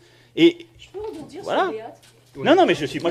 Mais moi, j'ai envie. Non, mais attendez. Voilà, donc, Ouais, c'est clair, mais En Marche, non, mais c'est moi, pro-européen. non, mais moi, je suis béate. Non, attendez. Étymologiquement, ça vient de Beatus, ça veut dire heureux. C'est exact. Non, mais j'en ai un peu marre. Attendez, quand Madame Le Pen raconte ses âneries, Ouais. qu'elle d'ailleurs déglutit dans la plénière du Parlement européen avec une haine incroyable, mais personne ne va lui dire, mais vous êtes une nationaliste béate. Personne ne reproche aux autres. Donc moi, j'assume. D'ailleurs, Béate, c'est le prénom de ma correspondante allemande à qui je dois de savoir parler allemand. Moi, je veux vous répondre un peu comme Emmanuel, mais autrement. Moi, j'ai participé à l'émergence d'une force politique qui s'appelait Europe Écologie. Malheureusement, les Verts l'ont détruite, donc j'en fais plus partie. Alors voilà, donc je peux parler que en mon nom. C'est Voilà. ce moment où les Verts ont compté. La dame, Ouais. attends. C'est Prends la parce dame. qu'elle est journaliste. On va prendre la... Donc, je sais pas qui est journaliste. Merci. Et merci pour m'appeler jeune femme. Quel dragueur, ce Karin Finkenselle, je suis journaliste allemande basée ici à Paris. C'est une question voilà, à vous 4. Et j'aimerais bien... qui veut la prendre? Donc, je vous laisse la décision. J'aimerais bien savoir si ce sera là le moment de rouvrir le débat sur le pacte de stabilité, qui est vraiment très, très, très critiqué par beaucoup du monde en Europe. Jeune homme. Mais je veux bien après, non. Non, mais là-dessus, en effet, c'est pas le genre de la maison de se dérober. Je pense que la France n'est pas le pays qui est le mieux placé pour rouvrir ce sujet. Non, mais, parce qu'il y a toujours un aléa moral, les gens vont dire ils essaient de régler leurs problèmes à l'occasion d'un grand débat. Ma conviction personnelle, je vous parle là à titre personnel, mais parce que c'est un sujet très important. Je le disais tout à l'heure. Je pense que, au fond, si on regarde le fonctionnement de l'Europe sur le plan économique, sur les 15 dernières années, il y a eu, après la création de l'euro, des années où on a eu la morphine du taux d'intérêt unique.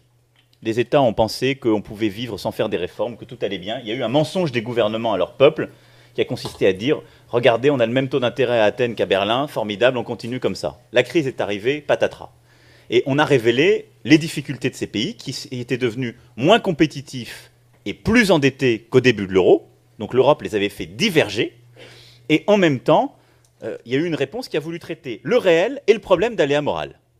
Et du coup, notre réponse depuis la crise, c'est une réponse qui ne passe que par des règles et que par une réponse qui a consisté à dire à ces mêmes pays, bah maintenant, avec une croissance faible, avec une politique monétaire contrainte, vous allez faire de la consolidation budgétaire et une politique de compétitivité. C'est-à-dire tout ce que vous n'avez jamais fait avant, vous allez nous le faire maintenant très vite. C'était un mauvais choix collectif, parce qu'on est arrivé à un sous-optimum, entre guillemets, puisqu'on a fait effondrer la demande intérieure de l'Europe. On est sorti beaucoup plus lentement que les autres États membres, que les autres pays et les autres zones géographiques. Et là où aux États-Unis, au fond, depuis 2010-2011, vous n'entendez plus parler de la crise, on parle encore de sortie de crise en Europe. Parce qu'on est, en quelque sorte, dans une insuffisance. On n'a répondu que par la responsabilité, sans aucune politique de solidarité. Or, en Europe aujourd'hui, il y a un manque d'investissement public et privé. Il y a un mix politique qui n'est pas favorable à la croissance. Les seuls qui ont fait leur boulot, c'est la BCE. Ils ont fait une vraie politique pro-croissance. Maintenant, ils attendent les gouvernements. Et donc, nous, Français, on doit continuer à tenir, parce qu'il ne s'agit pas de faire une politique de relance tout seul, c'est l'erreur qu'on a faite à chaque fois par le passé. Et il faut tenir, mais face à nos opinions publiques, parfois aux équilibres politiques, ce serait tentant. Ce qu'il faut, c'est une vraie politique de relance européenne. On en a besoin en même temps que de réformes au niveau national. Et donc, il faut réussir à décoincer cet élément-là avec une vraie relance par de l'additionnalité d'investissement au niveau de l'Europe, et pas simplement le plan Juncker, qui est la transformation des petits pains, qui est je récupère 22 milliards sur les budgets existants et je les leverage par la BEI et le privé, avoir du vrai investissement en plus. Et il faut, en effet, si on ne sait pas faire ça, penser les flexibilités qu'on donne au niveau national. Mais ma préférence, elle ne va pas à ce sujet, elle va plus à l'investissement européen. C'est-à-dire que je pense que c'est mieux de garder les États membres dans de la convergence budgétaire, mais si on a une vraie additionnalité d'investissement au niveau de la zone euro et de l'Europe. Sinon, il faut redonner des marges de manœuvre, parce qu'aujourd'hui, je veux dire, on se parle, on est dans une université, même si elle est dans le 7e arrondissement de Paris, je veux dire, aujourd'hui, on a une génération qui n'a connu que l'Europe en crise, et on a une génération, elle n'est pas tellement dans ces arrondissements, mais elle est un peu en France, mais elle est en Espagne, en Italie, au Portugal, je ne parle même pas de la Grèce, où on a 50% des jeunes qui sont au chômage. C'est ça la réalité des chiffres. Donc on est en train de construire la génération des eurosceptiques si cette Europe montre qu'elle n'est pas capable de construire un vrai compromis politique, économique pour la croissance. Moi, je voudrais juste... en fait, c'est simple. Il y a la France, l'Allemagne et d'autres pays doivent arriver à un compromis qui est le suivant. L'Allemagne doit accepter une forme de communautarisation des dettes. L'Allemagne doit accepter les eurobonds et donc mettre la main au porte-monnaie. C'est évident pour la relance européenne, c'est-à-dire de mettre dans le pot européen en fonction aussi de sa capacité économique. L'Allemagne ne fera cela si, en même temps, et c'est ça qui est important, que ce n'est pas la relance nationale, la France et les autres pays acceptent la responsabilité financière. C'est-à-dire, le pacte à trouver, c'est que les deux dépassent leur position actuelle à un compromis à un autre niveau. C'est ça le grand débat aujourd'hui qu'on a besoin pour la relance, disons, à long terme.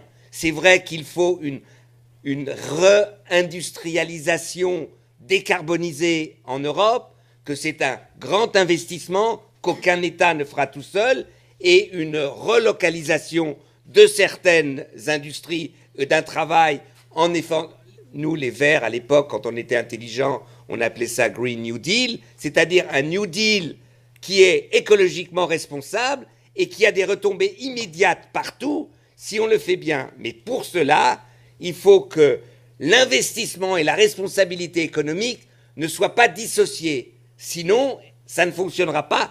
Et surtout qu'il faut gagner les opinions publiques. Il faut gagner l'opinion publique allemande.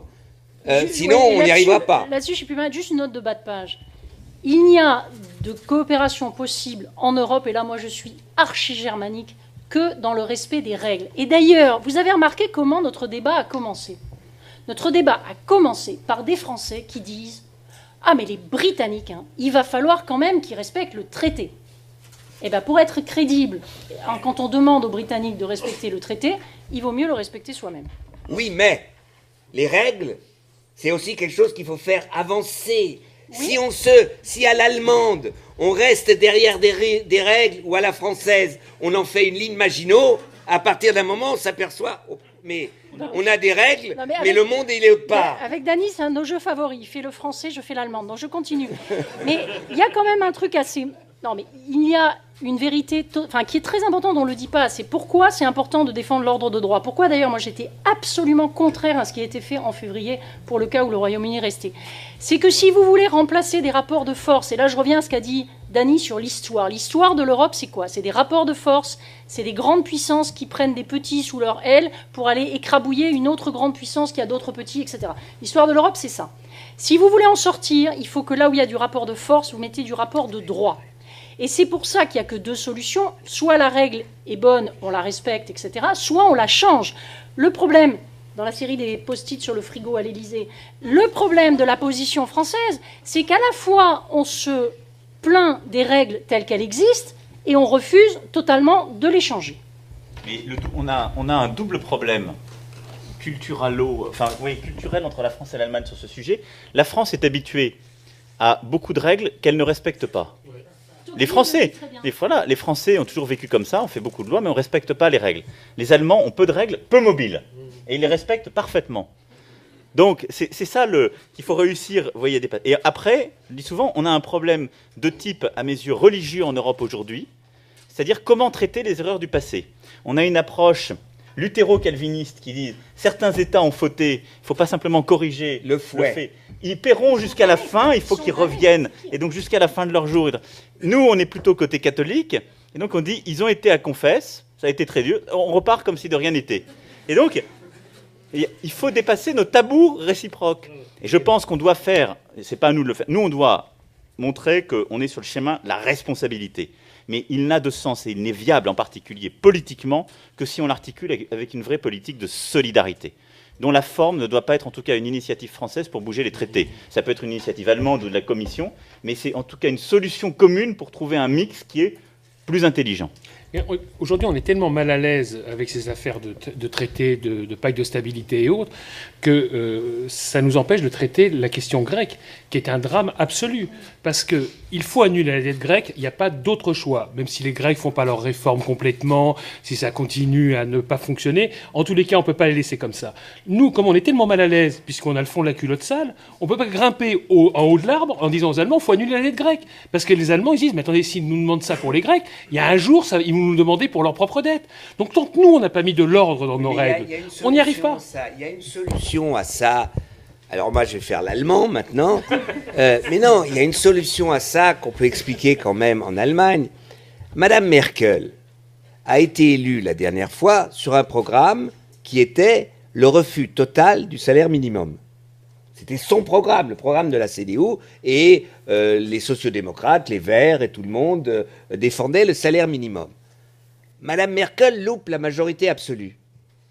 Donc, elle fait quelque chose qu'on reproche à Hollande, elle fait le contraire de ce qu'elle a dit pendant les élections, parce qu'elle est obligée de faire un compromis. Elle fait un accord de gouvernement. Dans cet accord de gouvernement, il y a beaucoup de choses que les sociodémocrates ont dû avaler qui n'étaient pas dans leur programme. Et elle a dû avaler le salaire minimum.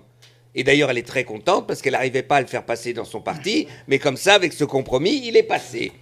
Et tout le monde trouve ça dans le fonctionnement normal. C'est ça des compromis. Donc, il faut faire ça au niveau européen. Les Allemands, Madame Merkel dit « la dette, je ne veux pas la payer, c'est mon programme ». Il faut lui dire maintenant, Et on peut le dire, Hollande peut lui dire, Renzi peut lui dire, Rajoy, ou je ne sais pas demain, peut lui dire, écoute, l'Europe est tellement en crise qu'il faut un moment aussi où on montre qu'on est capable de surmonter même nos positions. Donc franchement, comme l'a dit d'ailleurs le FMI, l'histoire de la dette grecque, c'est pas un grand problème. Ça va, Schäuble, on t'a compris. On t'a compris, Schäuble, il faut qu'ils fassent leur réforme. T'as dit ça pendant 4 ans, 5 ans, ça va bien. Et c'est symboliquement, ça serait un ouf dans toute l'Europe, ça ouvrirait un espace. On peut lui faire comprendre cela. Et pour cela, il faut avoir en tête que si on lui fait comprendre cela, ça veut dire que ça fera partie d'un compromis où d'autres, ou nous, ou d'autres devront comprendre autre chose. C'est ça la politique. La politique, c'est pas dire j'ai raison, c'est je suis persuadé que j'ai raison, mais je sais que je n'aurai pas ce que je veux complètement si je suis capable de faire avancer les choses. Vous avez votre futur ministre des Affaires étrangères. Oui. Allez. Question. Oui, bonjour. Amine Lazrak du Sciences Po Master Politique Publique. J'ai une question qui s'adresse à M. Macron. Vous avez fait une remarque intéressante quand vous avez souligné l'idée de convention démocratique, l'idée d'aller auprès des Européens et de demander leurs avis à propos de thèmes différents. Et pourquoi pas même organiser des voyages entre des citoyens allemands qui viendraient débattre en France à propos de ces thèmes. Et du coup, j'ai trouvé cette approche bottom-up très intéressante. Et puis, vous avez rajouté une petite phrase qui a semé le doute en moi quand vous avez dit l'opinion publique, ça se travaille. Et là, je me suis dit, ah mince, encore l'approche ancienne et qui n'a pas réussi de top-down. Et du coup, je voulais une réponse par rapport à cette remarque, parce que c'est justement cette approche top-down qui nous a mené à la situation, au désamour de certains Européens. Alors d'abord, je pense que ce n'est pas uniquement l'approche top-down qui mène à ce désamour, parce qu'il y a beaucoup de top-down dans la démagogie de celles et ceux qui sont en train de détricoter l'Europe, et dans les mensonges. Dany rappelait ce que Farage a réussi à faire en 48 heures. Dans les mensonges des eurosceptiques, des nationalistes, des souverainistes français aussi, allemands et de tous les pays, il y a beaucoup de top-down. Hein. Et souvent, en revendiquant le peuple comme le Graal, les gens mentent et disent des absurdités, au fond, plus grosses que les autres. Par contre, ce qui est sûr, c'est qu'aujourd'hui, on ne fera plus avancer l'Europe à l'abri des peuples ou à l'insu des peuples. Je veux dire, la méthode initiale, ça ne marche plus parce que nos opinions publiques n'ont pas le même rapport à la décision. Et le bon gouvernement, ça vaut au niveau national comme au niveau européen, c'est quelque chose justement où en effet l'opinion publique se travaille. C'était pas pour dire une main cachée d'en haut doit aller vendre des messages. D'ailleurs, ça marche plus, ça marche de moins en moins. Mais ça veut dire qu'il faut que les messages se structurent. Ça veut dire qu'il faut que le projet puisse se constituer. C'est pour ça que ce que je disais tout à l'heure sur l'idée d'un référendum européen, à la fin, à la rigueur, pour moi, c'est de rang 2. La question, c'est comment on fait naître un projet. Pour moi, le référendum, c'est une modalité. La question, c'est le projet, le fond et les modalités de ce projet. Et le projet, c'est comment inventer une vraie souveraineté européenne et ses termes. Donc il doit y avoir un travail au niveau des gouvernements, des parlements, mais je pense très profondément qu'il doit y avoir dans les peuples européens un travail approfondi, organisé dans les prochains mois. Et donc, cette convention démocratique, moi, ce que j'appelle de mes voeux, c'est qu'elle puisse être faite dans les 27 États membres. Et ça ne doit pas être, en effet, des débats nationaux sur l'Europe, parce que ce qui nous a coûté dans le cas britannique, c'est que ça a été un débat national et donc tiré à des fins nationales sur l'Europe.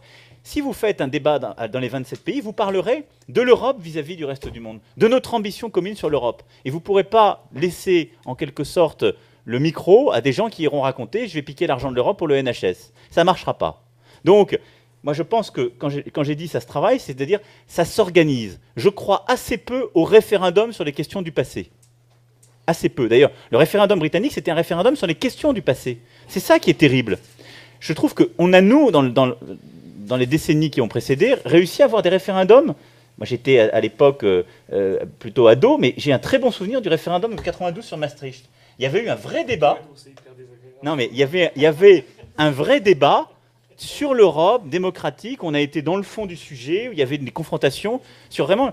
Et donc, c'est ça qu'il faudrait essayer de retrouver, pas dans le cadre d'un référendum, parce qu'il y a aujourd'hui un fracas tel, mais dans le cadre de ces conventions démocratiques, pas du tout pour manipuler les opinions publiques, mais pour réussir à structurer, au fond, la nature des débats publics et d'aider aussi à l'émergence d'une opinion publique à 27. Je veux dire, ça rejoint tout à fait l'idée de Danny Cohn-Bendit sur cette part proportionnelle des parlementaires européens, mais il faut qu'il y ait le cadre d'une opinion publique à 27. Si on pense qu'on a des enjeux communs, qu'on a une souveraineté commune, ça n'enlève rien, mais il faut ce cadre. Juste pour répondre à cette question, parce que la question de l'interaction entre ceux qui gouvernent et les populations n'est pas seulement posée pour l'Europe. Donc, ce besoin, d'abord, à mon avis, on pourrait l'avoir en France sur d'autres sujets. Je pense qu'il faut arrêter de dire l'Europe est un sujet à part, et l'Europe, on lui met toujours la barre plus haut. C'est-à-dire que les commissaires, ils passent des auditions au Parlement comme on n'en a jamais eu pour aucun gouvernement. Pour le TTIP, on dit « Ah, mais la transparence n'existe pas ». Mais à Londres, récemment, dans un débat, je me suis amusée, parce que vous savez que le FCO, le Foreign Office, a des papiers confidential, secret, il les mange à la fin des réunions. J'ai été diplomate. Et je leur ai dit, mais quand c'est le FCO qui négocie, ça ne vous gêne pas que ce ne soit pas transparent? Donc, OK pour changer la méthode si on la change pour tous les niveaux de gouvernement. D'abord, c'est la première chose à se mettre dans la tête. On a un problème de démocratie en général. D'ailleurs, ce n'est pas un problème. C'est lié à l'élévation du niveau d'éducation. Vous savez qu'il y avait 4% à peu près des gens qui avaient le bac, essentiellement des hommes, quand on a fait le plan Schuman. Vous ne pouvez pas vous adresser à une société dans laquelle vous avez énormément de gens qui n'ont pas accès à l'information et à l'éducation comme aujourd'hui. Donc, ce n'est pas un problème, c'est plutôt une bonne chose et il faut qu'on s'organise. Donc. Et la deuxième chose, je vous invite tous à aller regarder les Federalist Papers. Vous savez, les papiers, parce qu'il faut être un peu modeste. Les questions qu'on se pose en Europe en ce moment, mais on n'est pas les seuls à se les être posées. On ne va pas réinventer la roue. Allez relire le Federalist Paper numéro 71. Et vous avez, et Tocqueville l'a traduit... J'allais lâcher un mot anglais, mais on ne parle plus anglais. Donc c'est le Federalist Paper, ça commence par un F. Donc on a dans le... Non, mais c'est très intéressant, parce que moi je ne crois pas que le peuple, dans sa grande sagesse, est capable de tout comprendre. Moi je ne comprends pas tout, je passe ma journée sur certains sujets, et je confesse humblement que je ne maîtrise pas tout. Donc l'idée que parce qu'on va demander à des gens qui n'ont pas forcément tous les éléments d'une décision. Et si on me demandait, moi, de voter sur la bioéthique, je serais bien embêtée. Donc, il faut arrêter de penser que les élites sont mauvaises, que le peuple est bon. On a une interaction à réinventer. Et dans le mot « leader », il y a vraiment « to lead ». C'est aussi la question de dire, est-ce qu'on a quand même des gens qui, à un moment donné, prennent leurs responsabilités et peuvent dire aux autres, après les avoir écoutés, après avoir dialogué avec eux, ben là, non, ma responsabilité à moi, parce que c'est moi qui suis en fonction, c'est de faire quelque chose qui est douloureux pour toi, mais qui sera bon pour tes enfants, ou qui sera bon pour l'ensemble de la collectivité. Donc faites très attention. On est dans une période où la démocratie est traînée dans la boue. La démocratie, ça ne consiste pas à faire n'importe quoi, à écouter ses tripes, à laisser le mensonge se propager. Mais relisez le Federalist Papers numéro 71, et ce qui est très drôle quand les gens vous disent « Ah, mais les États-Unis, on ne va pas copier les États-Unis », c'est que si vous relisez ces papiers admirables, vous vous rendrez compte que les États-Unis ont été fondés par des gens qui ont pris leurs exemples où? Eh bien, en Europe. Qui a le micro? Oui, bonjour, je m'appelle Kevin Bangrat. Je m'appelle Kevin Bangrat, je suis membre de l'Union des fédéralistes européens et j'ai fait une veille sur le Brexit pour mon association. Alors, le Brexit, la campagne sur le Brexit m'a marqué parce qu'il y a eu notamment un argument de Michael Gove, qui est membre du gouvernement de David Cameron et qui est favorable au Brexit. Et Michael Gove a dit Europe is a sinkhole of innovation. C'est-à-dire en fait que l'Europe empêche l'innovation de se développer. Et on le voit bien quand on constate qu'il y a beaucoup de sociétés américaines comme Google, Apple, Facebook, Amazon, Uber, qu'on ne retrouve pas en Europe. Et donc c'est un vrai problème pour la croissance et pour l'emploi. Et je pense que l'argument de Michael Gove, c'est le meilleur argument de la campagne pour le Brexit. Donc j'aimerais vous poser une question technique. Est-ce qu'il n'est pas temps de mettre en application les objectifs qu'on s'est fixés dans le traité de Lisbonne, pardon, le traité de Lisbonne, dans la stratégie de Lisbonne, dans la stratégie Europe 2020, qui fixe un objectif d'investir, je crois, 3% du PIB dans la recherche et l'innovation. N'est-il pas temps aussi d'écouter les technocrates qui disent ça? Parce qu'on critique beaucoup les technocrates, mais on oublie que parfois ils disent de bonnes choses, comme par exemple qu'il faut investir plus d'argent dans l'innovation, dans la croissance et dans l'emploi. Et j'aimerais vous dire aussi, on parlait tout à l'heure de mouvements politiques nouveaux. Moi, j'ai adhéré à En Marche, parce que je trouve qu'à l'heure actuelle, c'est ce qu'il y a de mieux. Voilà. Mais je pense qu'il y a d'autres offres politiques qui sont intéressantes en ce moment, notamment l'offre du Parti fédéraliste européen. Et l'avantage du Parti fédéraliste européen, c'est qu'il a cette logique fédérale, justement, avec un parti fédéraliste. Un parti fédéraliste pour toute l'Europe et des antennes locales. Et moi, je me demande finalement si le Parti fédéraliste européen, il n'a pas le défaut d'être un squelette sans la chair. Et je veux dire par là, il a ce squelette fédéral, cette structure fédérale qui correspond finalement à ce que devraient avoir les partis politiques d'aujourd'hui, mais il n'a pas la chair, il n'a pas les militants. Et vous, Emmanuel Macron, vous avez la chair, vous avez les militants, mais vous n'avez pas le squelette. Vous n'avez pas ce squelette fédéral. Et finalement, aujourd'hui, si on veut parler d'Europe, est-ce qu'on peut le faire sans avoir une logique fédérale de partis? Voilà. Est-ce que vous ne devriez pas, d'une certaine manière, envisager des alliances ou des rapprochements avec le Parti fédéraliste européen ou quelque chose qui s'en rapproche? Sur la partie politique, je vais vous laisser répondre. Sur ce que vient de dire le gouvernement, enfin le ministre anglais, là, dont j'ai déjà oublié le nom. Michael Gove. Voilà. Là-dessus, ça fait 25 ans que je suis en poste à Bruxelles, cher monsieur. 25 ans. 25 ans que je vois les Britanniques massacrer de l'intérieur toute tentative européenne d'alliance entre les grandes sociétés, de constitution effectivement d'équivalent de ce qui s'est fait aux États-Unis, refusant tout protectionnisme quel qu'il soit. Je les ai vus en train d'essayer de tuer de l'intérieur le satellite, le GPS, le Galileo. C'est eux qui ont voulu le tuer. Quand on a voulu effectivement protéger, faire une sorte de grande muraille numérique comme ils l'ont fait en Chine pour qu'il y ait des Amazon, Google, etc. européens. Qui s'y est opposé? Qui était le porte-avions américain en Europe? C'était eux. Et ce type ose dire ça et vous trouvez qu'il a raison? Non, mais ce type, attends, il y a un truc plus drôle. Merci, mais ces types ont été des assassins de l'innovation en Europe. Non, mais pas. Mais il est lucide, passe. Il a le sang sur les mains. Oui, mais ce type devrait se faire harakiri plutôt. Non, mais d'abord, sur ce sujet-là, je vais vous dire que vous trouvez que c'est un argument pertinent. Ça a été un des arguments les moins efficaces de la campagne. Je me souviens parce que Hill, qui vient de démissionner, qui était un des libéraux qui avait fait campagne contre l'entrée dans l'euro, qui était très proche de Gove, etc., avait dit que c'était leur stratégie, c'est-à-dire d'essayer de convaincre les Britanniques que l'Europe, c'était un coup d'opportunité, au fond, que l'Europe, c'était ce qui a empêché la Grande-Bretagne de réussir dans le vaste monde, et de dire que... Et ils ont en effet eu tout ce début de campagne, qui était assez propre, assez CSP+, pour retourner... Ça a complètement loupé.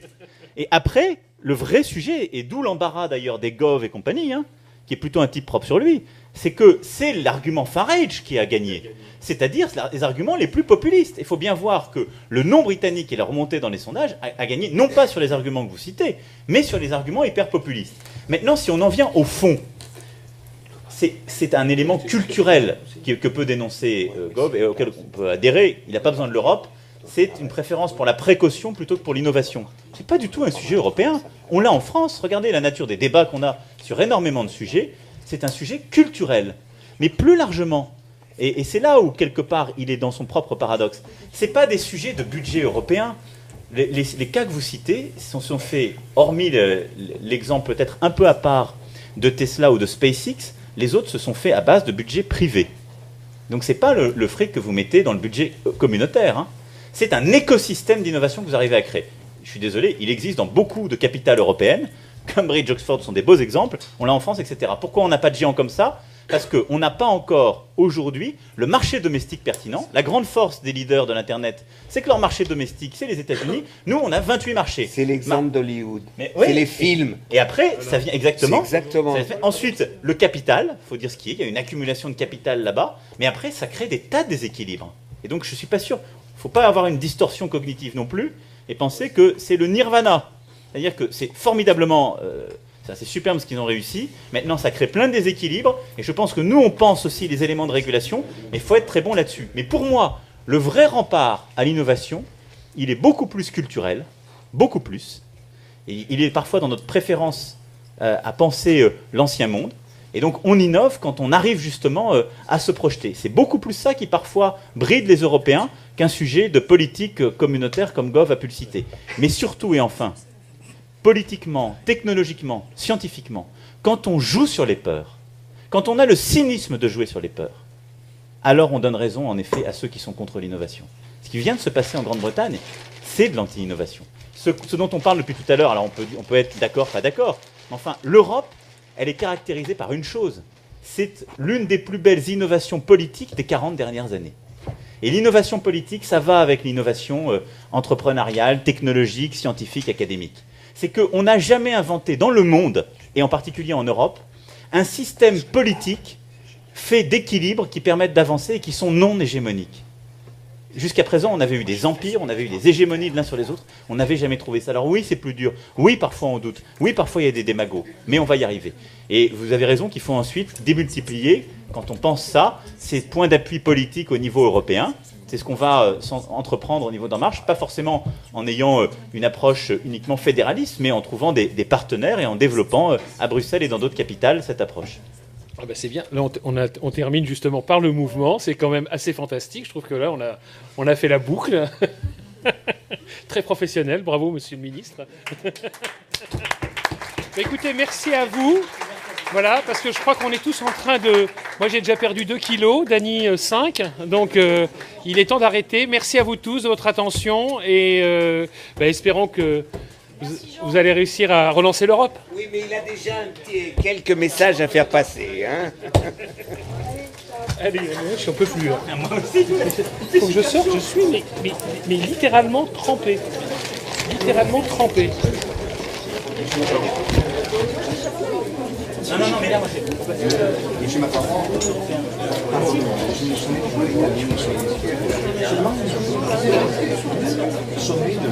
Ah, c'est toi? C'est génial. Sur les listes nationales, ça fait beaucoup.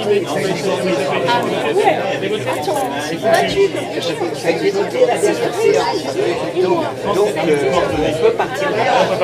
C'est-à-dire, ça peut être oui. C'est pas l'idée d'un directoire. Non. Bon.